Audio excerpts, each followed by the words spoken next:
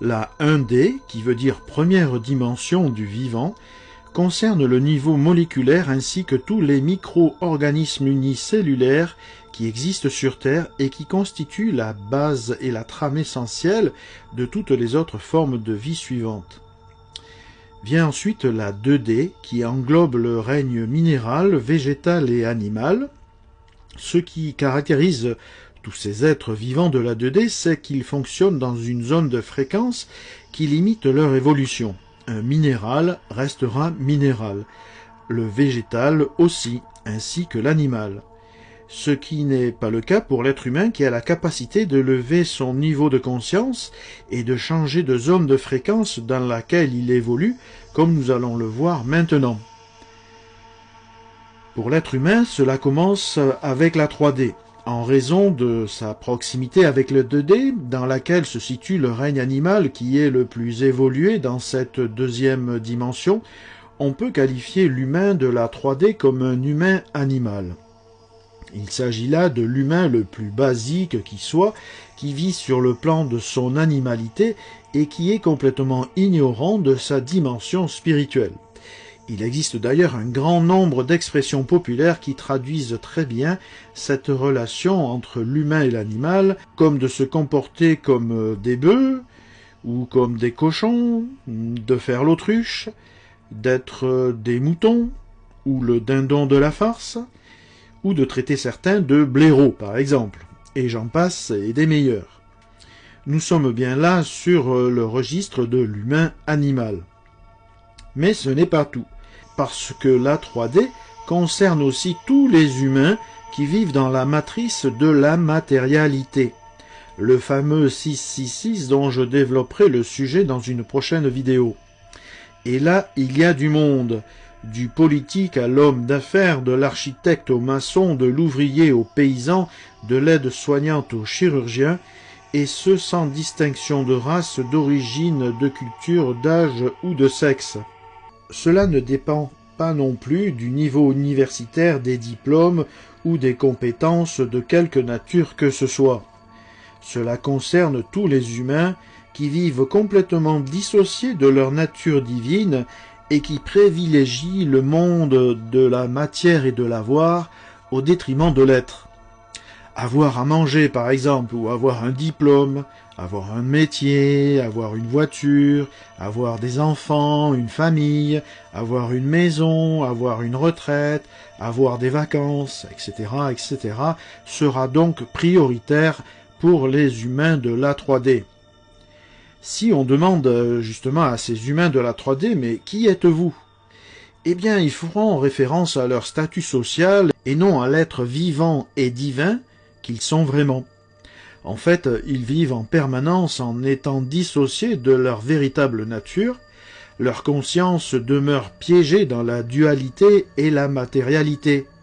Ils ont de ce fait une vision fragmentée et séparatiste d'eux-mêmes et de la vie en général, tout en se considérant les maîtres du monde et en haut de la chaîne alimentaire. Leur bonheur repose essentiellement sur leur confort matériel et le besoin de transmettre à leurs enfants ce même bonheur matériel. Les besoins du corps et les désirs de l'ego sont au centre de tout. Les relations sont basées sur la peur, la domination, le pouvoir, la rivalité, la possession, la manipulation et la recherche de plaisir en tout genre, afin de compenser ce sentiment de manque existentiel toujours plus grand dû à cette dissociation avec leur nature divine. Ce qui conduit ces humains de la 3D à penser que ce sont les autres qui sont à l'origine de leur mal-être. On tombe vite alors dans le fameux triangle de Karpman, dans lequel on passe du statut de victime à celui de bourreau ou à celui de sauveur, et ce sans fin. Les humains de la 3D ont donc un mode de vie essentiellement matérialiste qui tente de compenser ce vide intérieur dû à l'ignorance de leur nature fondamentale en se sécurisant par une réussite professionnelle ou familiale, par l'accumulation de biens matériels et par un cercle d'amis compatible avec le confort de cette vie matérielle. Pour finir, je dirais que les humains de la 3D ont cette forte tendance à rejeter toute remise en question de leur mode de vie, tellement leur attachement au monde matériel est important. Ils possèdent aussi une certaine forme de passivité et de déni par rapport à toute forme d'information qui viendrait perturber leur bonheur matérialiste ainsi que leur sentiment de sécurité. Mais que ceci est aliénant et tellement limitant, surtout lorsque l'on sait que l'être humain mérite tellement mieux parce qu'il est bien plus qu'un simple humain animal, comme nous allons le voir maintenant avec les humains de la 4D que je qualifierais d'humain humain. Lorsque l'humain de la 3D passe en 4D, c'est qu'il en a marre de vivre enfermé dans ce monde de la matérialité, rythmé par ces trois mots métro, boulot, dodo. Il est en réaction par rapport à ce mode de vie réducteur et aliénant. Il entre en rébellion par rapport à ce modèle sociétal devenu obsolète et décadent. À ce stade, les humains qui entrent dans la 4D remettent en question leur relation au monde ainsi qu'avec eux-mêmes. Ils changent de voie, de métier, d'alimentation, de cercle d'amis et de cadre de vie, afin d'être davantage en conformité avec les aspirations de leur âme. Car dans la 4D, ce n'est plus l'ego qui est au centre de tout, ce sont les aspirations de l'âme qui sont au cœur de leur vie. Leur conscience s'éveille à une nouvelle dimension de la vie, à de nouvelles perspectives plus évolutives et plus respectueuses du vivant et d'eux-mêmes. Dans la 4D, ce ne sont plus les autres qui sont à l'origine de notre mal-être. On cherche davantage à identifier son origine en soi. Il y a donc un processus de retour vers soi qui s'opère, avec toutes les conséquences bénéfiques qui en découlent, en termes de restauration de notre unité humaine sur tous les plans, que ce soit physique, physiologique, psychologique et spirituel. Grâce à cela, on s'ouvre à une dimension plus sensible et non visible de la vie en soi et autour de soi.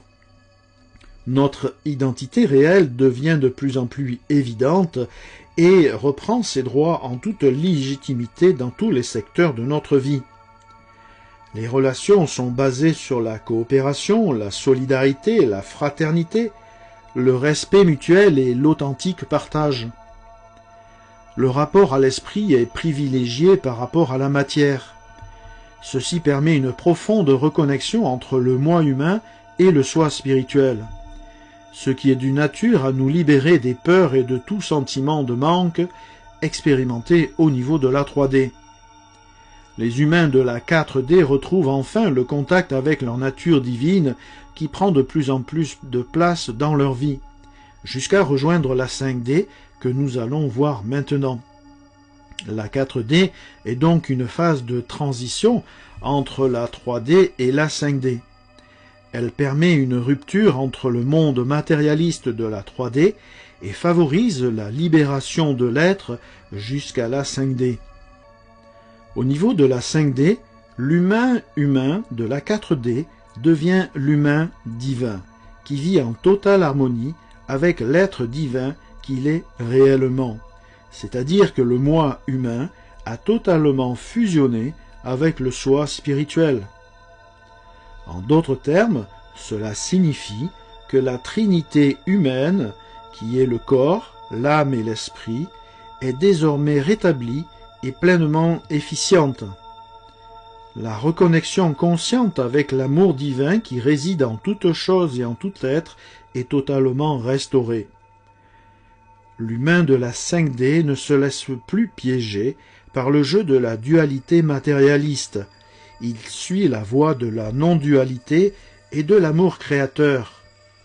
À ce stade, l'équilibre entre la matière et l'esprit est privilégié, et non l'un au détriment de l'autre, comme c'était le cas dans la 3D et dans la 4D.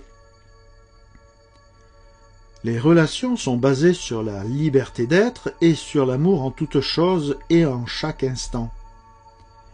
L'humain de la 5D est conscient qu'il est un microcosme à part entière, pleinement intégré dans le macrocosme de l'univers, et qu'ils sont tous les deux régis par les mêmes lois cosmiques. Il est un être vivant de nature divine, libre et souverain.